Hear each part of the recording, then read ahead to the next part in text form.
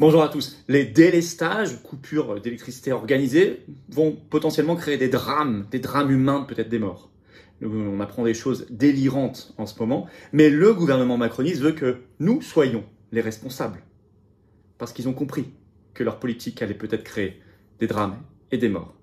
Il faut démonter cette perversité. Je vais vous expliquer tout cela dans un instant. Il y a des choses très concrètes, très récentes qui viennent de sortir, et un florilège de déclarations ministérielles. On va pas être exhaustif dans cette vidéo, on va pas être totalement complet. L'essentiel, c'est d'être le plus précis possible, le plus concret, et de réveiller un maximum de monde. On peut éviter ce scénario noir. On peut l'éviter, et on doit faire porter la responsabilité sur le gouvernement macroniste, pas sur les Français. Je vous parlerai de tout cela, évidemment, et d'autres choses, lors du grand rendez-vous de la résistance très important, national. C'est ce samedi 17 décembre, Paris, 14h, rendez-vous place des Victoires, en cortège, avec beaucoup de personnalités de la résistance. Organisez-vous, venez très nombreux. On m'annonce qu'il y a déjà une très grosse mobilisation. En plus, on sera en ambiance de Noël. À 8 jours de Noël, il faudra qu'on en profite et qu'on soit très combatif dans la chaleur humaine et patriotique. D'ici là, eh bien, ce 8 décembre, je suis en Guadeloupe. Vous écrivez à outre-mer@les-patriotes.fr si vous êtes intéressé par cette réunion publique en Guadeloupe.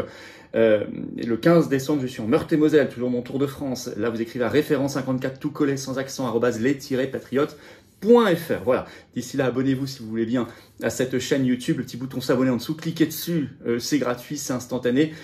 Pourquoi ? Tout simplement pour nous permettre d'être recommandé par YouTube à des gens qui ne nous connaissent pas encore. Voilà. Peut-être que vous regardez régulièrement les vidéos, peut-être que ça vous indiffère d'être abonné ou pas abonné. Alors à ce moment-là, faites le choix plutôt d'être abonné. Vraiment, ça vous coûte rien, c'est instantané et ça aide beaucoup tout ce travail. Grand merci à ceux qui se sont abonnés récemment à la chaîne et à ceux qui vont le faire dans les minutes qui viennent. Je vous attends aussi aux patriotes. Vraiment, je vous attends pour être adhérent ou réadhérent. On ne peut pas y arriver seul dans son coin. Par contre, on peut faire beaucoup, déplacer des montagnes si on est unis. Si on est nombreux, si on est déterminé pour nos belles valeurs et nos beaux combats de liberté, de dignité, de paix, de souveraineté, d'avenir, pour nous et les générations qui viennent, justement outre-mer ou en métropole ou à l'étranger, partout on est présent. C'est ça qui est formidable. Et en plus, en devenant adhérent des Patriotes, vous rencontrez des gens près de chez vous, vous êtes mis en relation avec des gens qui pensent comme vous. C'est quand même essentiel de ne pas se sentir seul. Alors le lien pour adhérer ou réadhérer, si vous avez adhéré il y a plus d'un an, il faut réadhérer. C'est le premier lien, c'est le même lien. C'est le premier sous la vidéo en description. Il est également en commentaire épinglé. Il sera dans les dernières secondes de la vidéo en cliquant sur votre écran. Sous la vidéo en description, le deuxième lien sera pour faire un don de soutien aux Patriotes. Supérieur à 500 €, on rajoute un service dédié. Vous irez voir sur le site. Mais dans tous les cas, c'est défiscalisé aux 2/3 pour vous, comme l'adhésion et la réadhésion. Pensez à la défiscalisation avant le 31 décembre. Après, les compteurs sont remis à zéro. C'est le moment de le faire. Et en plus, c'est vital pour financer nos actions parce qu'on n'a pas un centime de financement public cette année, rien. Toute l'oligarchie contre nous. Bravo aux donateurs et aux réadhérents du fond du cœur, avec sincérité et grand bienvenue aux nouveaux adhérents patriotes. Allez, les coupures, les délestages. Je vais revenir d'ailleurs sur l'origine du mot délestage dans ce sens-là. Vous allez voir, c'est intéressant. Vont potentiellement créer des drames humains, économiques, sociaux, voire des morts. Je vais expliquer tout ça. On a appris des choses sidérantes ces dernières heures et le gouvernement macroniste veut faire porter le chapeau au peuple français.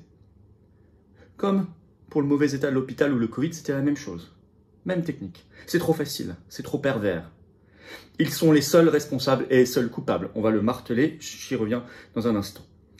En effet, d'abord, le sens du mot délestage. On l'entend, c'est le nouveau mot confinement, le nouveau mot à la mode cette année. Et pour 2022-2023, c'est délestage, coupure organisée d'électricité. Alors, on apprend par un article de l'Obs du 5 décembre que son origine dans ce sens-là date du régime de Vichy. Ça ne nous surprendra pas des macronistes. Ce mot délestage dans ce sens-là, en effet, a fait son apparition au journal officiel des 27 et 28 septembre 1943 via le ministère de la Production industrielle de Vichy.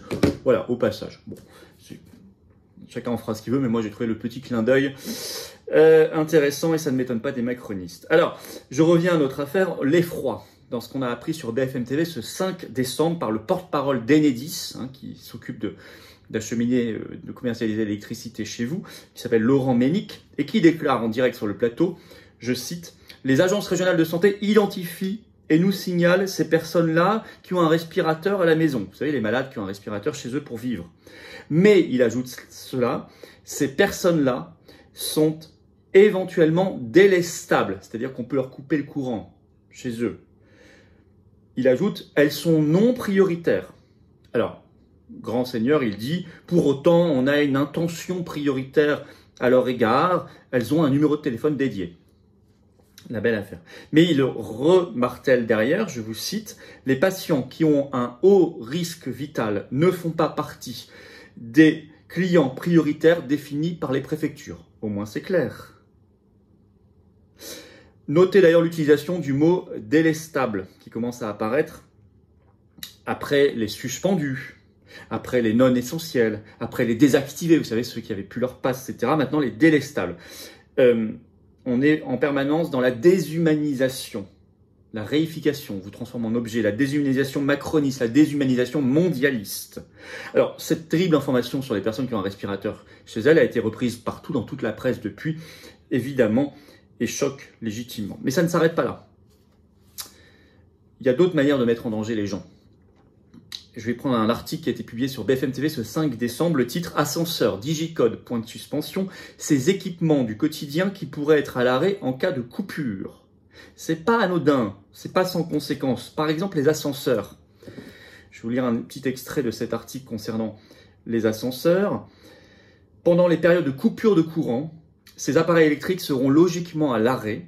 Mieux vaudra donc éviter de les emprunter au risque de rester bloqués, d'autant qu'il sera difficile pour les secours d'intervenir. On pense aussi aux personnes à mobilité réduite, aux personnes âgées, etc. Ou aux personnes qui resteraient bloquées sans que les secours puissent intervenir, sans même qu'on puisse prévenir personne. L'angoisse, et voire bien pire que cela, certains dangers possibles. Les portes d'immeubles. Et là, c'est pas rassurant, les digicodes, les portes d'immeubles qui ne fonctionnent plus. Je cite un autre extrait de cet article de BFM TV. La majorité des portes disposent par ailleurs d'un système d'ouverture manuel alternatif, en général un loquet, permettant de pouvoir évacuer même en cas de coupure de courant. Il devrait donc être possible d'entrer, écrivent-ils, et de sortir librement du bâtiment, selon notre journaliste Lisa Adef. Il devrait être possible, la plupart des portes ont, oui mais certaines ne l'ont pas.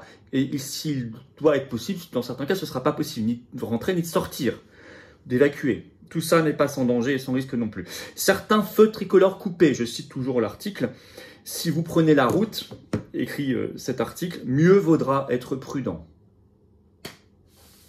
Mais au-delà des drames humains, qui sont terribles, il y a aussi des morts économiques et sociales, qui peuvent d'ailleurs entraîner ensuite des drames humains. Mais la mort économique et sociale, la presse, notamment régionale, locale, en foisonne d'exemples.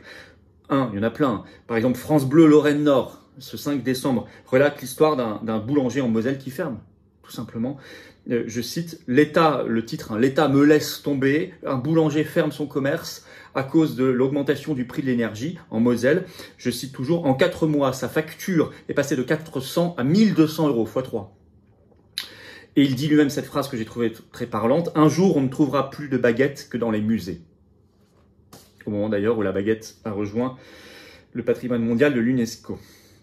Un autre exemple, un article d'RTL le 2 décembre également sur un boulanger qui ferme cette fois-ci près de Toulouse. Je cite quand même, c'est édifiant. Sa facture d'énergie a augmenté de 350%. Pourtant, le gouvernement nous accuse. Il y a un florilège de déclarations ministérielles en ce sens récentes. Le Figaro d'ailleurs les a recensées dans un récent article du 5 décembre, le titre « Coupure d'électricité, 2 points. Les ministres réclament à l'unisson des efforts aux Français ». Sous-titre, Gabriel Attal, Bruno Le Maire, Marlène Schiappa, tous mettent l'accent sur la responsabilité collective pour passer l'hiver.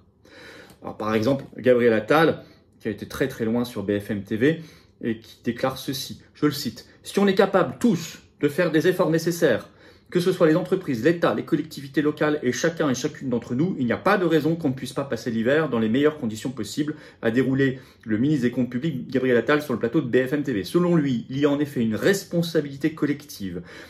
Bien que la situation résulte à la fois de la guerre en Ukraine et des défaillances de la filière nucléaire, on va y revenir, en incapacité de fonctionner à plein régime. Cela implique effectivement qu'on fasse tous une part d'effort, a-t-il encore insisté.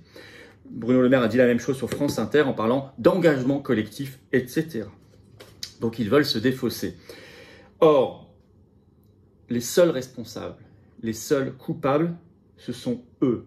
Qui a sous-investi pendant des années dans la filière électronucléaire? Qui a fermé Fessenheim? Qui a décidé et a accepté les sanctions de l'Union européenne contre la Russie qui se retourne totalement contre nous, ce qui était prévisible, on avait ici alerté depuis le premier jour? Qui vient de décider un nouvel embargo contre l'énergie russe, cette fois contre le pétrole. Le 5 décembre, ironie de l'histoire, ce 5 décembre, l'Union européenne active l'embargo sur le pétrole brut de la Russie et ce sera étendu au diesel notamment à partir de février prochain. Qui a cassé EDF?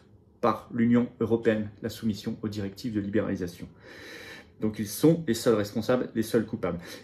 Ils font cela, ils accusent les Français, car ils savent que leur politique à eux va créer des drames économiques, sociaux, humains, voire des morts. Et donc ils se protègent, tout simplement. Ils se protègent. Si ça tourne mal, ils diront c'est parce que les Français n'ont pas fait suffisamment d'efforts. Vous n'avez pas fait suffisamment d'efforts, c'est vous les coupables. Ils se protègent. Il ne faut jamais l'accepter. Il faut donc faire savoir tout cela. S'il vous plaît, faites circuler, partagez cette vidéo.